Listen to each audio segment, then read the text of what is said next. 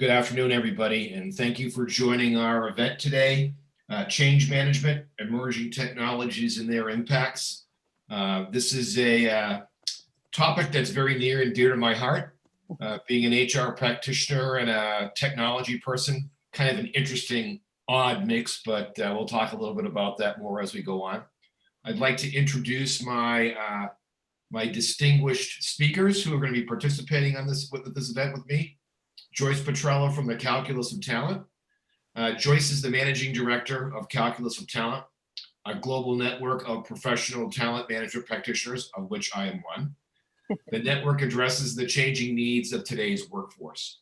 Joyce's expertise lies in business and talent strategy development, change management, and organizational improvement. Joyce is an executive coach and consults on talent development strategies for the future. Joyce, welcome. Thank you, Chris. Appreciate it. Also with Joyce is Leland Holcomb. Leland works for Aureus Analytics. Leland is the customer success manager at Aureus Analytics, where he manages business development, customer support, and product strategy for their product Donna. Prior to joining Aureus, Leland was head of scouting for Startup Bootcamp's Hartford InsurTech Hub Accelerator. So if you've seen him before, maybe you've seen him there at Upward Hartford, where he sourced innovative InsurTech companies within the global InsurTech ecosystem. And when you mean global, it's global. I think Leland has been all around the planet a couple times in the past years and probably has all the miles to support it. Leland is, he's worked for a company, prior to InsurTech Hartford, Leland was with Palomar Capital, an investment venture capital fund making investments in companies that improve the livelihoods of the working poor in South and Southeast Asia. Welcome, Leland. Thank you for joining today. And my name is Christopher Day. Chris, my father calls me Christopher only when I'm in trouble. But I have worked with Joyce in the past at a number of insurance companies, Cigna, Aetna. I have sort of an entrepreneurial bent focused on HR products and services, as well as technology products and services, focusing on new technologies such as blockchain, artificial intelligence, and robotic processing automation. So I want to spend a moment and give some folks a little bit of background here. When we talk about change management in regard to emerging technologies, what we're referring to is the fact that emerging technologies are going to be coming into those organizations that you have, or that you may be working at, or that you may be starting with. What you might need to consider as an entrepreneur or someone who's in a small and medium-sized business, or even at the enterprise level, what you would need to consider is how those technologies that are coming into my workspace, how are they going to impact the human beings who are here? And what we're trying to do is really walk through some of those things that you need to consider and think about as those technologies come in. So Leland's going to spend a few minutes on the technology in his space. I'm going to spend a few minutes on technology I've been working with, blockchain, and Joyce is going to sort of give us a little bit of a prezo on change management. Then we're going to have some back and forth on some real live conversation, and maybe we'll have some comments from the audience. So from an audience perspective, if you're interested, make sure you put your question into the chat. We have people in the background working on the chat to be able to get that over to us, and we will entertain everything that we go through. So we'll sort of leave that there. Leland, why don't I hand it off to you for right now? Sure, and I'll try to keep this quick so we can jump into more of your sides too. As this is sort of just meant to be, I guess, the context on artificial intelligence. Correct. Because one of the things that you continuously, see, at least from my vantage point over the last few years, is more and more companies calling themselves like artificial intelligence companies. And it's both typically true, but also not really descriptive. Because artificial intelligence is essentially just a general term for a category of technology with a large variety of use cases. Those use cases could be everything from customer support to predictions to translations to problem solving to workflows. it's really a very general term that essentially encompasses all of the new technology that we have that's actually able to take on some forms of what was otherwise thought of as intelligence that only humans could do. And this has had a broad impact across organizations. In fact, if you Google largest AI companies, I mean, you get Apple, you get Google. These are not AI companies, but all of these companies need AI to do what they do. It's the fastest growing segment in computer science. It's all about creating intelligent problem solving. And I think a lot of emerging tech companies need to leverage these tools and will be leveraging these tools. And even if you're not a technology company, most companies of any scale of interaction, of any scale with a need to touch multiple people at scale are going to need to leverage, artificial intelligence tools. What we do at Aureus is very specific, so I won't spend much time on that. But essentially, what we do is we provide insurance agents the capability to essentially have access to predictions about how to act on their customers based on external data we can pull, as well as their internal data, to provide predictive actions that they can take to better grow their business. On top of that, we provide scoring on each of their customers in terms of their happiness levels and sentiment. And we can do that based on everything from your policy level data to interactions level data to phone calls, to phone call mapping, things like that.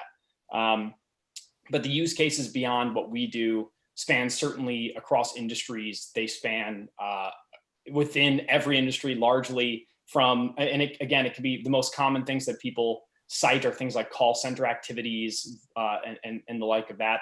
But it spanned much, much further to be able to do voice and text analytics, workflow automations and the like.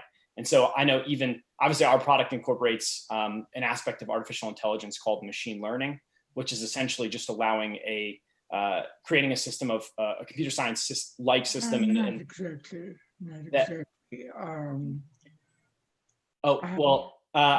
Sorry. Creates a system that. And I really need to speak directly with. There we go. Okay. Essentially, it's a process.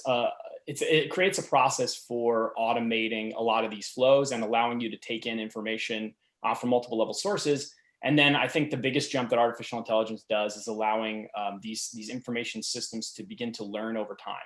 So if it'll take an action and it'll learn from an action. So it's not just input A equals B. It's input A equals B, and then the computer assesses whether B was the correct action to take or not. And over time, these systems become more and more tailored. And what we've seen is companies across every industry, across most business use cases, applying these technologies. And it does take some time for these algorithms to develop in ways that are compelling. But once they do, it's essentially, they become better and better over time exponentially with usage. So yeah, that's a general overview. And hopefully that gives a little bit of a context to what artificial intelligence is and what roles it'll play, not only in insurance, as it's very broad of a category across basically every industry and almost all use cases within a business as well.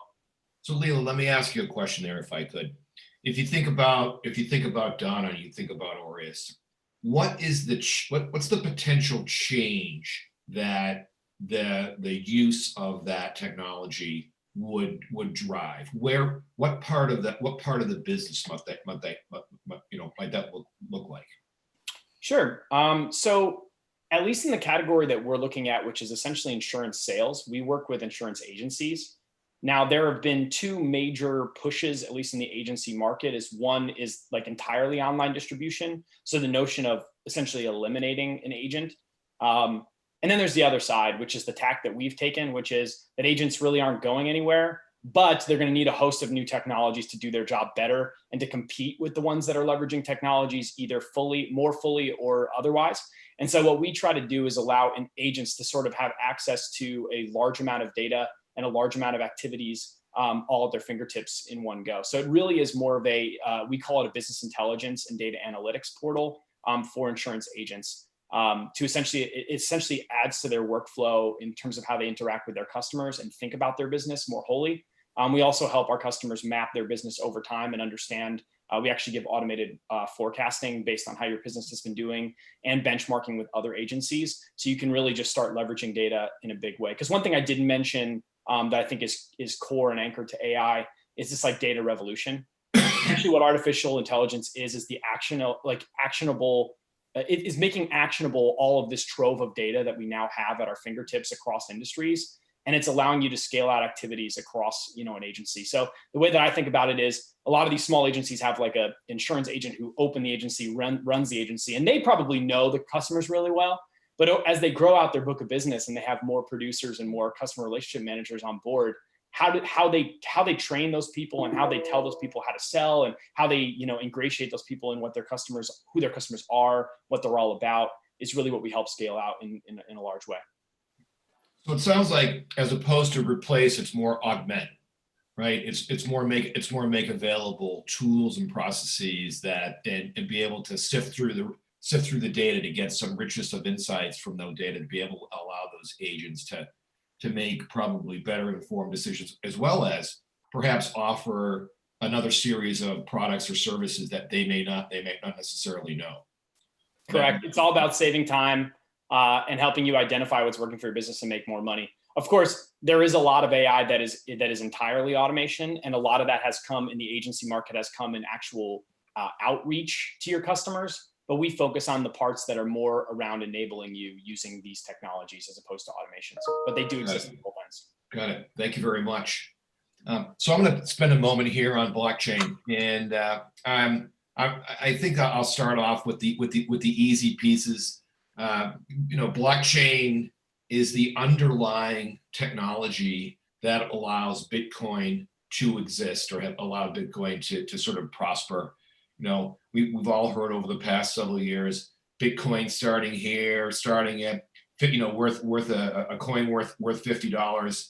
Coin's now worth somewhere north of $1,000. Cryptocurrencies and blockchain can be separated. And when I think about the change management component and I look at blockchain, I just want to give you a little bit of background.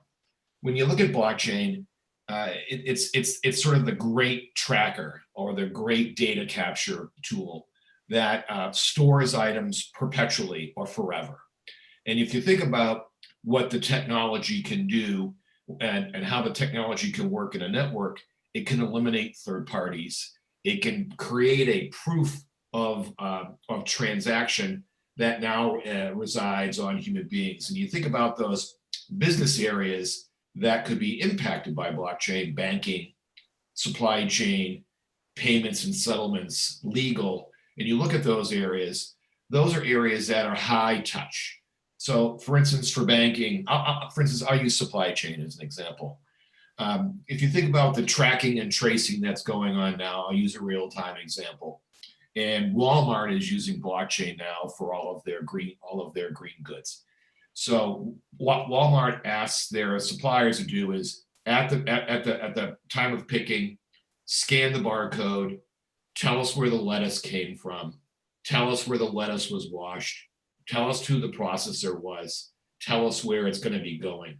As it goes through the food chain to the warehouse for storage, it's scanned in again. So we know that it started on this farm, it's now at this warehouse. It goes to a distribution point. It could go on a truck, it could go on a train, it could go on a plane. It's scanned again. And you have this life expectancy, or this life timeline of where the lettuce has come from. The lettuce shows up at a Walmart. Walmart sells it. People buy it. People hopefully aren't getting sick. But if someone gets sick, what Walmart is able to do is to be able to get down to that specific barcode with that lettuce and track it and trace it all the way back through its origins to see where it was done. In the current days, tracking and tracing can take anywhere from 2 to 3 weeks. With Walmart's example, they brought it down to 4 hours. So when you're dealing with people's lives and you're dealing with the types of possibilities that go along with that, this is a technology that can certainly be disruptive. It can be disruptive positively, and it can be disruptive negatively. Again, technology for technology's sake is great, but unless technology is going to solve a specific business problem or solve a what's in it for me, it's sort of going to be the long term. To augment some items that Leland was talking about with artificial intelligence, There's also things that are being used for trading systems where trades are being made on an automated basis. Patient healthcare treatment paradigms. Doctors are now using AI to help narrow down how people might be treated for a different drug or a different combination of drugs. Smart assistants that are now appearing on a screen. I think Leland's actually, Donna, it could probably be one of the first smart assistants if you think about it for that agency player. And then cybersecurity. There's a lot that goes on in the world in cyber that is all human being related. And nowadays they have a lot of it, I would say, deployed to AI, where AI could take a lot of those if then what kind of decisions to be able to take it and take action on. So just a little background on blockchain and where it could change some of the businesses. Leland, thank you very much for your perspective. I really appreciate that. Joyce, why don't you shift gears here and we'll get into the core of the matter, talking about change management. Absolutely. And thank you, Chris and Leland, for giving us some good examples of the impact that technology can have. I mean, it almost seems like a de rigueur. Right? Everybody can see it on a day-to-day basis. But I'd like to talk today, and what Chris and Leland have asked me to kind of share with you guys is how do you anticipate it? Because oftentimes, to Chris's point, it can be disruptive, right? And we know that. And I've actually got a little short deck that I'd like to share with everyone, so that I'm going to do the share screen, and Stephen's going to keep me honest, make sure I can still do this. And hopefully I can walk you through a couple of ideas as we go through this. Because what I want to talk about is some of the technologies that you just heard about have obviously impact to the organizations. And we know that already. We kind of experience it ourselves, even as consumers. But as we're starting to sell to many of our clients some opportunities that they might have to either be much more efficient or to save people's lives. And in Chris's example, nobody wants to eat romaine lettuce, right? If we hear that it has been contaminated somewhere along that whole supply chain or the food chain, pardon the pun. So how do we look at it from a perspective that's going to help our clients get ready for what's going to actually happen in the organization when you start to implement it? Because I'm sure Walmart saw it as a huge opportunity, as well as many of your insurance brokerage firms, Leland. But how do they know whether it's going to be helpful and what's it going to do to the workforce that's in place today? So we've got a couple of techniques that we know really work, and that's what we're going to talk about: how to assess some of our assumptions and do some planning and kind of explore some applications for you. So hopefully after we talk a little bit today, this is really short, but to get you whet your appetite about thinking more proactively around the impact that it's going to have on the workforce. So without further ado, I'm going to kind of move forward and say, there's a lot we know about the human animal, right? Particularly when things change. We know people, just even if it's for all the good reasons that we just described, we often know that it's not always received well, particularly if people think, whoa, that's weird, right? Bitcoin, for example. Well, I'm not going to invest in that. That's too scary. I can't touch it. I can't feel it. I can't see it in my bank account. It just makes me freak out, right? But we have to think about the change that you might need as you start to talk to your clients about the tools and techniques that you're starting to share, and how to minimize some of those surprises that could actually occur, and how to assess the organization, and then obviously plan for it. So that's what we're going to talk a little bit about. So first of all, we all know that technology and change kind of go hand in glove. It's nothing new. The picture you have in front of you is actually a slide from when in early 19th century, when they automated the weaving of textiles, right? And the Luddites were famous for having sabotaged the technology. Well, we're not talking about that today, obviously, but there are opportunities for similar types of behaviors, and that's what we're trying to avoid, right? We know that managing the change is important. If people had realized that the human reaction to change is actually very similar to the way it was with the Luddites, that we know, despite all the positive societal impacts that it could have, everybody's thinking about, well, what's in it for me? What's going to happen to my job? Is my work going to change? Is it going to enhance my work? It actually will make it so much easier. So like in the Leland's example of the brokers who are selling insurance, think, oh, you know what? I can find better clients. I can find more clients. I can make more money, better revenue. Or some people might say, whoa, that's kind of intermediating the whole broker role, right? Oh my God, right? It's going to do all the thinking for me.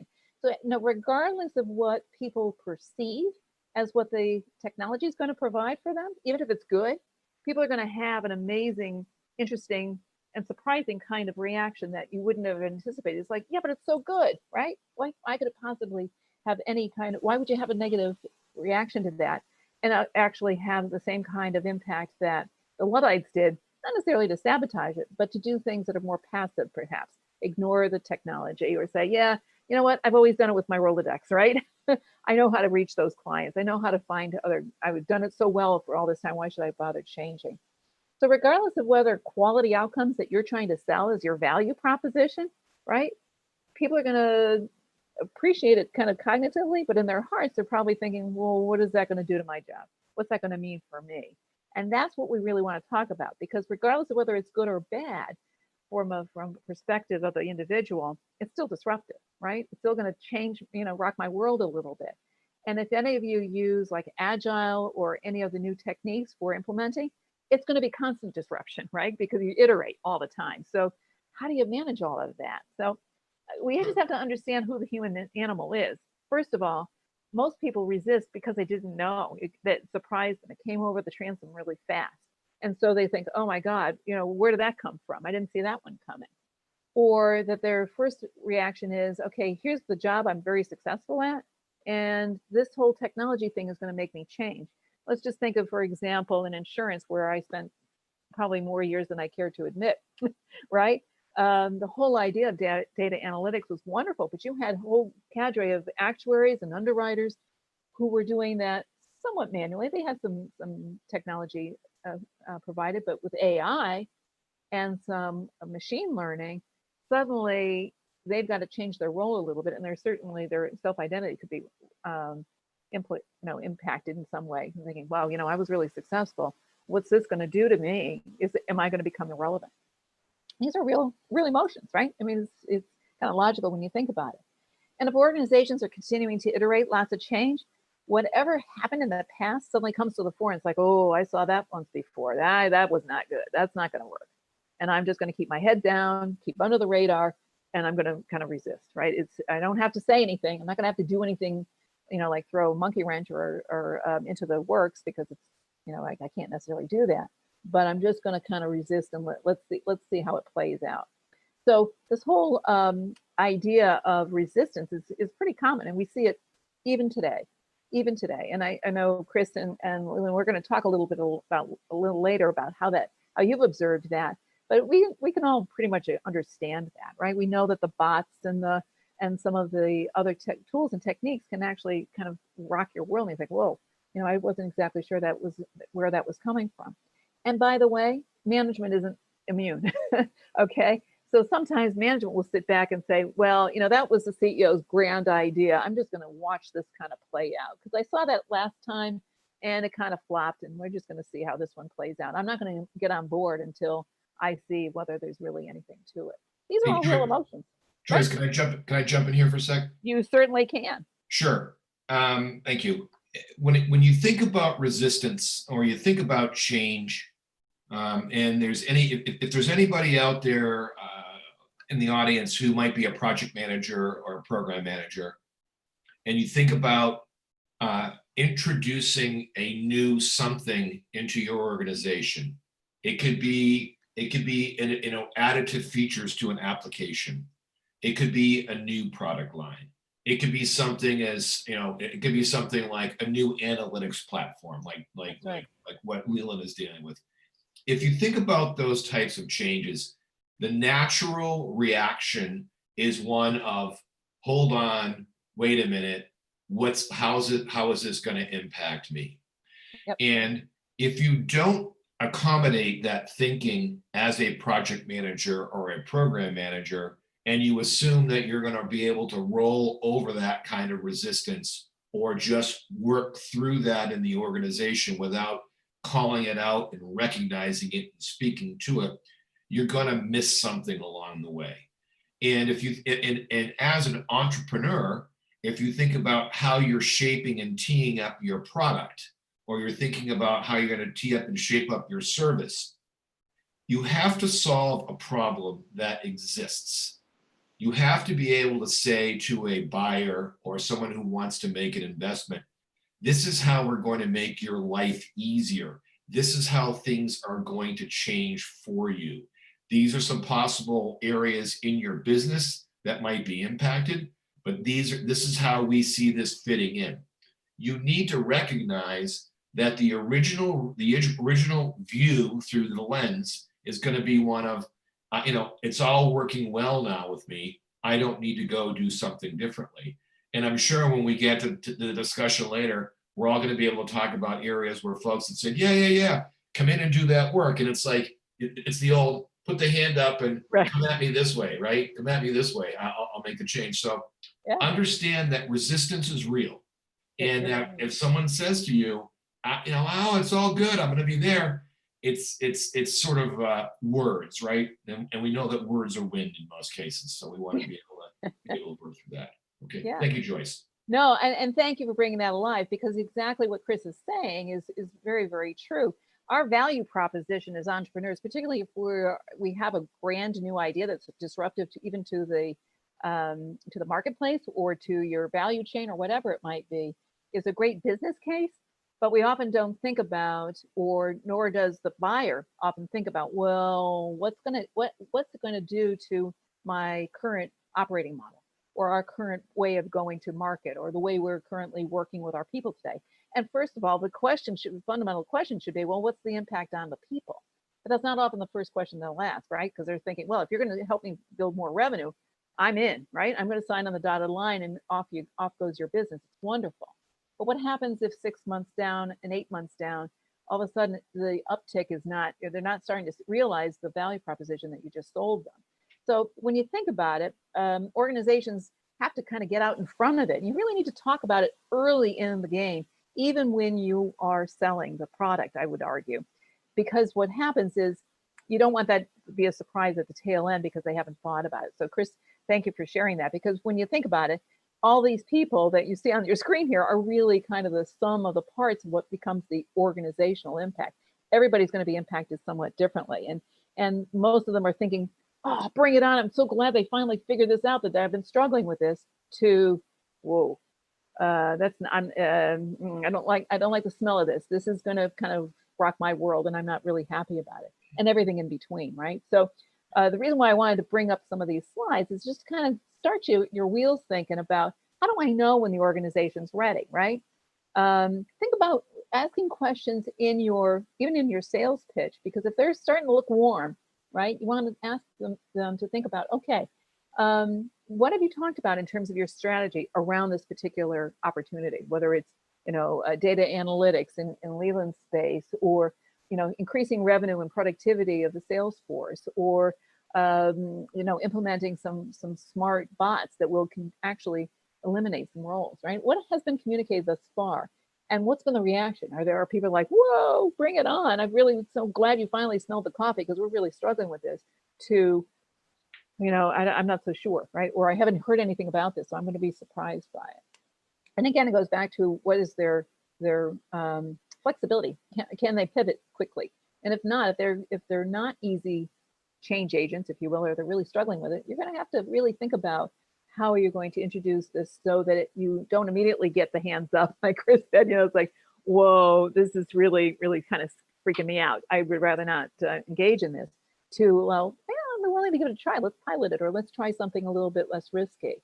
And just ask yourself, or start to listen to see how many of your buyers, are the leaders really in tune with what's going on and who's going to be impacted? Do you even know who's going to be impacted? So, there's a lot of questions that you want to start thinking about, even in the sales cycle of your product or your innovation, so that when you're talking to the buyer, they know that you appreciate and have a process, by the way, by which to minimize some of the surprises that could occur, because I'm sure they're thinking that as well, or if they're not, they should be, right?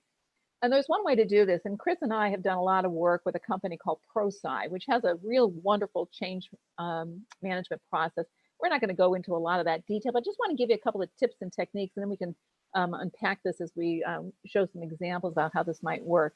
But, it's kind of thinking about, how could I codify whether Chris or Leland or whoever's on the, in my target market, who in that organization is really going to support the change? Are they really gung ho? Are they ready and they're willing and they're like, bring it on? Or are they, well, I've heard about these things. I'm kind of curious about blockchain. That kind of sounds cool. But I don't know. I don't know enough about it. I'm willing to learn, but I'm not exactly sure what it means for my organization or the organization which we're working in. Or there are people who you could codify as red and they're like, what? I don't even know how to spell blockchain. I've never even heard of it. They might have been under a rock for the last 2 decades, but nonetheless, right? They're not familiar with what the technology can do. And they're kind of like, ooh, it's not for me. It's not really something that I want to embrace. If you can think about it simply in those 3 kind of color-coded ways, it can be really insightful. And let me show you how you could do that. For example, you could group, or you could talk to the clients, or if you're starting to build your implementations. Never too late. I encourage you, never too late to get this. Absolutely. Right. Absolutely. Yeah. It's better to do it late than never, but I Correct. totally advocate doing it as early as you can by grouping folks, right? So I just, we've got a picture here of maybe a med tech, right? Is going to be being implemented at a hospital. This is just an example, right? So you might have the woman on the far right, the doctor on the right, who's the executive sponsor. She's on board, but there's some specific job functions that are going to get impacted more keenly. So you could group those individuals and then codify whether they're really gung-ho or if they're ambivalent. They're like, oh, geez, here we go again. Or if they're like, oof, right? I like to do it the way I like to do it. And I love using medical as an example because doctors are, they love their technologies if it's to help the patient, but if it's administrative, they're going to, I wouldn't say they'll be Luddites, but they're going to be a little less embracing of it unless they see the power of that. So you have to kind of cluster folks by the job function or the way it's going to impact them. If it's something back office and the people don't necessarily in the front office have any implication, then you can just kind of put them to the side and say, okay, we'll bring them on board later, or whatever different needs or things that come up to, depending on your value proposition, right? That's one way of looking at it. I think a real fun way is then to look at the org structure. So I just have a mock-up of a general org chart, but you can start thinking about how people start to think about it and work. You recognize this, right, Chris? Right? So this is this whole idea of, okay, so John Wayne, who's the president of this particular division or the company that you're selling to, you've sold him. He's got it. He's like, oh my God, this is exactly what I've been hoping for. I'm signing on the dotted line, right? As you're walking through the organization, you think, well, Benjamin Vega is actually pretty cool. He's actually been kind of whispering in John Wayne's ear, I want to go for this. We really need to do something because we could see some great benefits to the organization. Felipe on the far right is, I don't know. I've got some folks that it's going to really impact and I'm not so keen on it, right? Now, Benjamin actually has one of those too, Jan. And actually, Jan's really like, no way, this is not going to happen. I really don't like what I've seen. And then you look at Clint, who's actually going to be implementing and working with the tool. How do you think Clint feels? Right? So Clint doesn't want to, he's like, I don't know what to do. My boss tells me this is the best thing since, well, I won't say, but because this is open forum, but not good, right? This is those kinds of sandwiches, right? Not happy with it. So my boss thinks that, but Jan's boss is on board. So what am I supposed to do? Okay, so now we're back over to Philippe. You've got Annie and you've got Rhoda here. Annie's actually a really interesting character because she's been around the block a couple of times. She's seen a lot of things. She's actually for this. She thinks this is going to be great. And she's actually kind of a, somehow organizations have all these people that are kind of natural influencers. So if we could get Annie to start to influence up with Felipe, maybe we could flip the switch because we've got Rhoda and Ramona who are just sitting out there with their own opinions and there's really no one kind of influencing them. So maybe Benjamin, Eula, and Annie could actually become champions and help turn some of the tide around. Because right now, if you look at it, you're thinking, I've got John, I've got Ben, Eula, and Annie who gung-ho, but the rest of them, we're going to have to work on that because they could easily just let things flat. So Chris and Leland, have you seen organizations where this has happened? We can talk a little bit about how to flip this so that you have more people on your side. But I just wanted to kind of create a little scenario that would make this come alive for folks. Any Leland, thoughts? Leland, you want to take a shot? Actually, this is far more your wheelhouse. I would say, like in terms of integration, or like integrating technology within a company and working on their flows there. But I will say that obviously, when you're either a buyer or user of technology, it's all about use cases. So, like typically, if you just can demonstrate your value very clearly and focus on the use cases as opposed to like the technology, because I think people are scared by technology, but they're certainly not scared of use cases and money they can make. So like typically when you're interacting with an organization, it's all about looking at each person, what they're trying to deliver, and then demonstrating ROI based on that person is how we typically look at it. And I think, again, as you mentioned prior, Joyce, it's all about use cases. It is. And that's it. Yeah, use cases, it can be really, really powerful. Absolutely. And they can actually convince like the Jans and the Rhodas of these organizations to kind of flip their thinking. But what I want you to walk away with is, even if it is so compellingly wonderful, they can see the value proposition, they can see the ROI on it. Sometimes, even though it's good, people will surprisingly resist. It's just the human animal. Chris, Right. any thoughts that you might have, particularly with your technology? So if you think about that, say you're given a project, or you're given something that you need to do with the organization or to the organization, and you really go through that process of really thinking about who's on board and who isn't on board. You need to be very intentional with taking this approach and or I would call it taking the temperature of the organization. The red, green, and the yellow is here for, that's those are colors. There are organizations out there that no one ever wants to be red in. There's organizations out there that no one ever wants to be yellow in. Everyone wants to be green. We use those. We use those because they're easily translated into a stoplight, right? And the idea is trying to work with those folks who are red and yellow, and really focusing on trying to flip as many of those folks who are yellow to green. Your green folks are going to be your internal, I would call your really strong supporters, right?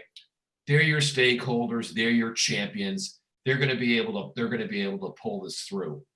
And you really have to be smart about, where does my leadership fall? Has my leadership just abdicated this? Have they just handed this off?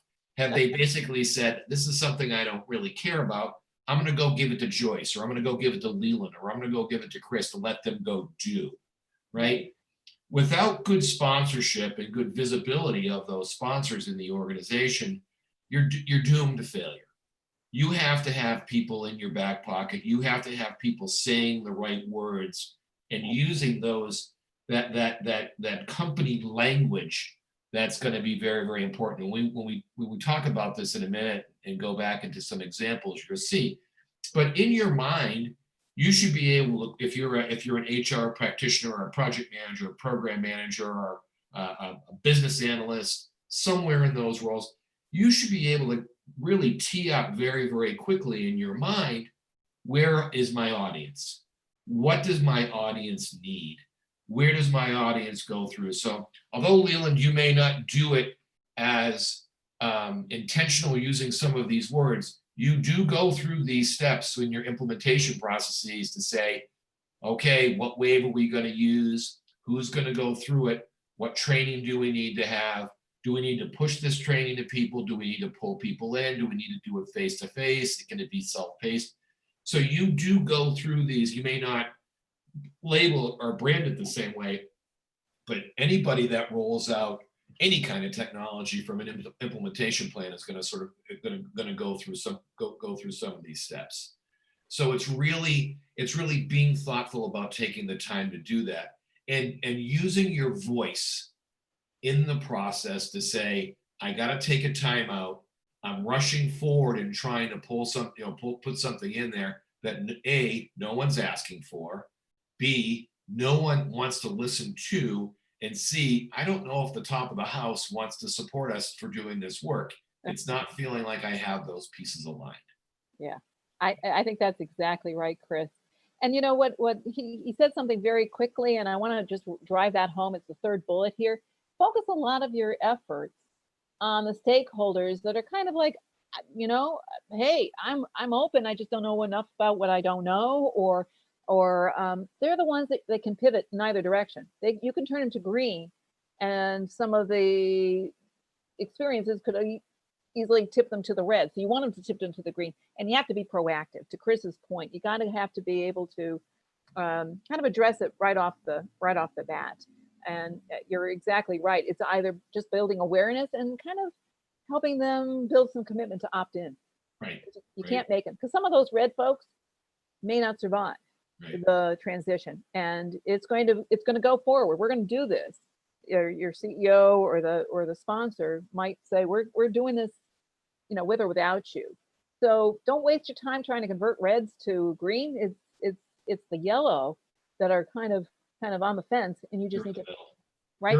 They're in that bell-shaped curve. That's where your folks. So you're going to have your folks on one side who are going to be in the red. You got a big group of yellow folks in the middle, and then you have Right. those folks in the green. Just to add something here, and I encourage people who are on the line, take a peek at ProSci, take a piece at ADCAR. ADCAR's been around for a while. Joyce and I joke about it all the time because it's been around, but it's something that is it's foundational when you're looking at change, right? How do I build awareness about the change that's going to occur? Well, how do I do that? You know, how do I raise someone's desire? So if we think about Leland's example about, I'm a small insurance agency, I have these people coming in here and talking about tech that's scaring the crap out of me, but how can that help me? How can that raise my ability to make more money or be more effective as a customer service agent, or be able to make those decisions for my customers that they may not have thought about, but I'm able to sort of plug that in and get that source. So I encourage people to look that up and look up ProSci and look up ADCAR. Yeah, ADCAR is an acronym for awareness, desire, knowledge, abilities, and reinforce, which is, you can see they're highlighted in the blue box there. But that's exactly what it is. I mean, that's how you build a plan, right? First, you make them aware, then you start to use those case studies that you talked about, Leland, some use cases to say, look at this, and they go, whoa, I didn't realize that could actually do that. Yeah, and suddenly they think, okay. I'm moving from my yellow to the green, right? Tastes great. Tastes great. Not less good, filling. right? And then you start to supplement with building their knowledge, their capabilities, so that they don't feel that you've left them to figure it out on their own. I mean, the other piece is some people automatically move to training. You got to get their heads in the game. They got to want to be there, because how many times have we seen people learn a new technology or learn a new technique or learn about something that's different in the organization, and they go, well, why am I here, right? I mean, why are we doing this? And they have to go back to the awareness and kind of wanting to learn more in order to make that investment in the training really help. So, and then when you're done, you're not done, right? Because you have to reinforce and keep it alive and make sure that those that are being champions and they're starting to see some great building their own use case in a lot of ways, to reinforce that and to really reward them for that, because that starts to get that flywheel going so that people do more uptake, and then you suddenly have more successes, and that helps build your brand as an entrepreneur about the tools or the techniques that you're implementing or you're trying to sell. So that's kind of the ADCAR approach that Chris has been talking about. And Leland, I think your point about use cases are really powerful ones. But I pulls it all together. Yeah, it does. It really does. It certainly threads it all together. So I know we've got a chat feature. I don't know if we have any questions. Do we, Chris? Do we know? I haven't seen any come in here, Joyce, so I think you can keep rolling. Okay, because we want to hear from you. I'd love to know, particularly, how do you discuss change with your potential clients? Do you? And it's okay to say, no, gee, no, I never thought about that. But I would encourage you to do so. But if you have some examples of how you already do that, you might not call it that, but you might talk about implementation and challenges that you might have experienced. And think about when's the best time to talk about it, right? When is it going to be probably the most effective? We're advocating earlier, but it's never too late.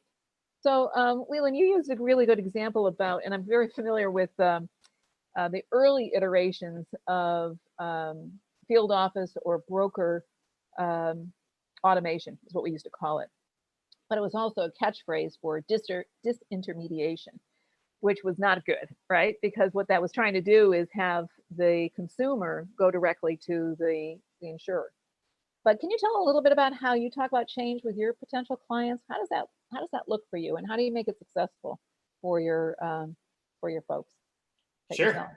Thank you. I mean, first of all, I mean, a number of our potential clients, fortunately or unfortunately, come to us saying, we tried the old way. Like, I don't necessarily want to have to be using technology, but we're not doing well. So like, typically it's our sell is more just out of necessity, because a lot of this That's change good. is just something that you have to do as a business. There is no business out there that can stay still. Yeah.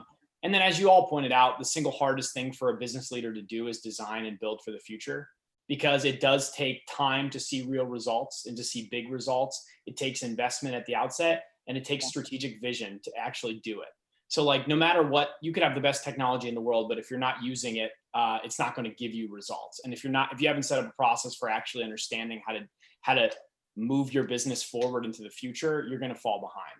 And the problem is nowadays, that's always been the case, but it might be like steady fall behind. You have a few years to do some sort of even the basic bottom activity for your industry. But now the pace is so fast. I mean, we're even doing everything on Zoom now.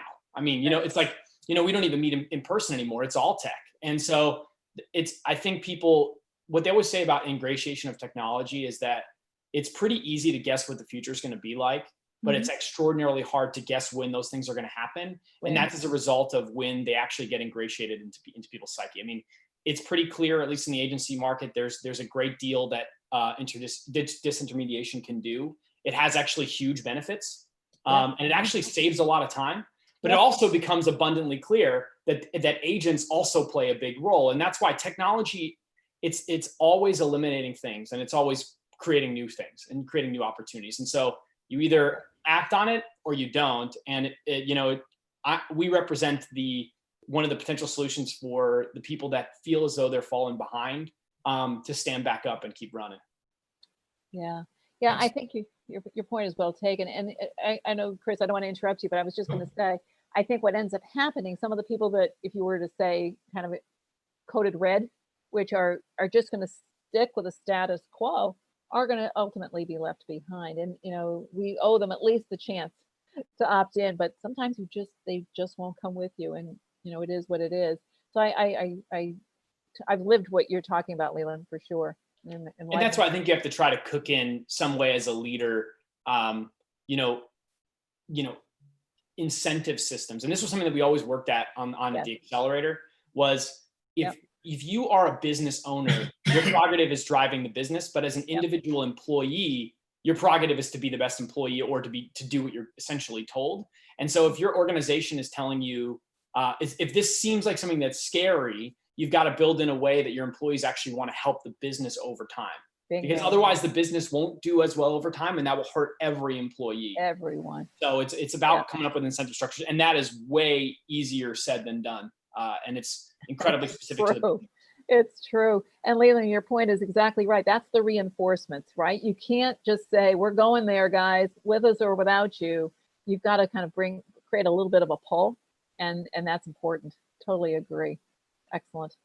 Chris, you had something you were going to say too. Yeah. So I made mention before about wanting to be intentional with the work that you do, and be very, very thoughtful with the work that you do, and not really step over this stage or this opportunity to do this analysis, because if you don't, you're going to miss on something. So I'll give you a real live example.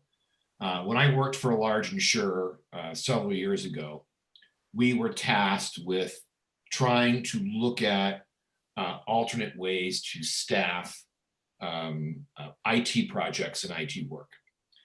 And we had in the organization multiple third-party vendors that were working in a specific domain. So in the IT shop, we managed them by domains, and we had 3 different third-party vendors in the claim domain working working, providing business analysis, application development, project management, program management. We had different parts of the work farmed out to a number of different suppliers.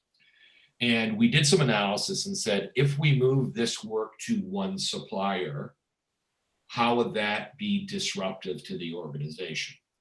And the numbers on the piece of paper started becoming exponential and driving the work effort, as opposed to looking at the potential loss of subject matter expertise that would occur in the domain if we move the work from one supplier to another supplier. Yeah. Without us really sitting down and going through a very, very thoughtful process of what the change was going to look like, what the change was going to cost, the training that might be needed, the retooling that might be needed, some of the actual loss of resources and subject matter expertise that was going out, that could be possibly going out the door with this change. Because we were able to take that step back and look at what that looked like, the dollar change, the potential save evaporated, but the potential retention of skilled resources that had that domain expertise and loss of that domain expertise was avoided. So it took a lot of courage on my team and their part when they were doing that analysis to be able to bring that loss through and show what that loss might look like, because we were able to put in names and faces and resources directly with the leadership team to make those changes that would happen if those changes were made. We did do a subset of those changes, but we did it within each supplier's purview as opposed to across the entire domain. So where we had the ability to leverage resources across projects, typically in the world I was working in, you had a business analyst aligned to one project. We were able to take BAs and align them to multiple projects within that domain to be able to use their expertise. So we originally were green. Everybody was hot for it. Everybody was green. Money, money, money. Let's save money, right? Let's keep everything going. But when we peeled the onion back a little bit, and we really understood where the stakeholders were, and for us, the stakeholders were the business areas of the claims base using those products and services. There was a lot of red. There was a lot of red because of one-to-one relationships that had occurred in the organization and things that we were able to take forward. So being thoughtful, being intentional, doing the analysis is very, very important. Yeah, that's really that, because otherwise chaos will ensue. Chaos. Yeah. So we have about 3 minutes here, Joyce and Leland. If you like to, yeah, we do. I mean, this is great dialogue. Good. I think good live examples. I think the one thing that I'd like to close with, and Joyce, why don't you close here, and Leland will give you a minute, and then I'll sort of wrap it up. Well, truthfully, if there's any takeaways from today's conversation, and if you have any questions in the chat, we can answer them afterwards as well. But I think I want you to just reflect on the opportunities for you as an entrepreneur selling some of your high-tech solutions to customers, whether they're 100-year-old insurers or hospital chains or whatever it might be, to really think about and having a very thoughtful conversation with your buyer as to what implications it might have on the organization, so that you can be very proactive.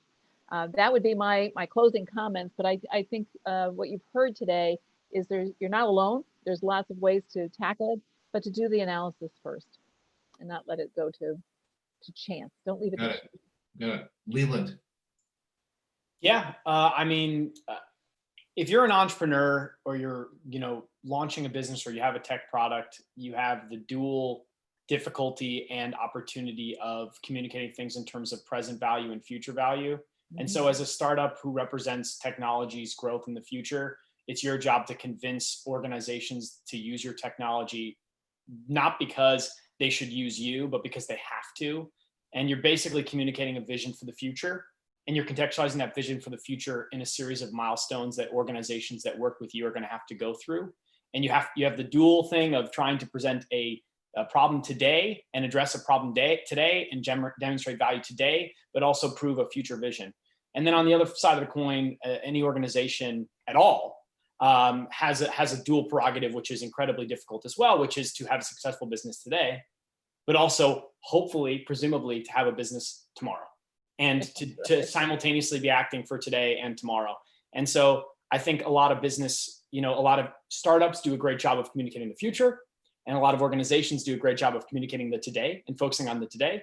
And so it's all a process of trying to wed those two things. And that's where the challenge and the opportunity lies, I think. Wonderful. Wonderful. Thank you very much. So we have a question that came in. Great.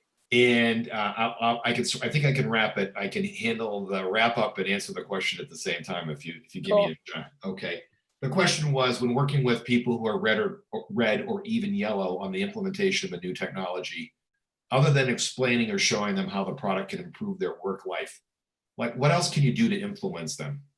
Is it just a pushback or is it something else? And so I'll close with this.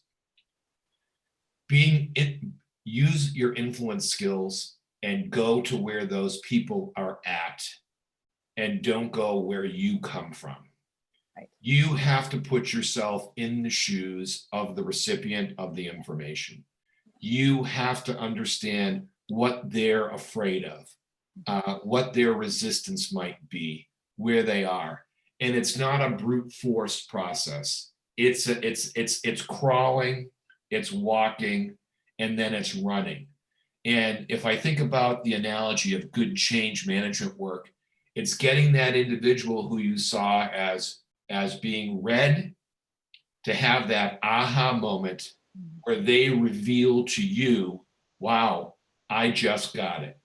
I really didn't really think of it that way at all. And now I do. And thank you for helping me get there. That, as a change management practitioner, that's the best compliment you can ever have, is when you see somebody who's wildly resistant, where they say, you know what, I get it now. Thank you very much. And it's really that thought process. I want to thank everybody for being on here today. Leland's on LinkedIn, Joyce is on LinkedIn. Please connect with them. And as we're networking out there, we're thinking about, it's not always what can I get out of the conversation, but what can I add to the conversation. Thank you very much, Joyce, for your time today. My pleasure. Thank you very much, Leland, for your time today as well. And that's a wrap, Stephen. Thanks.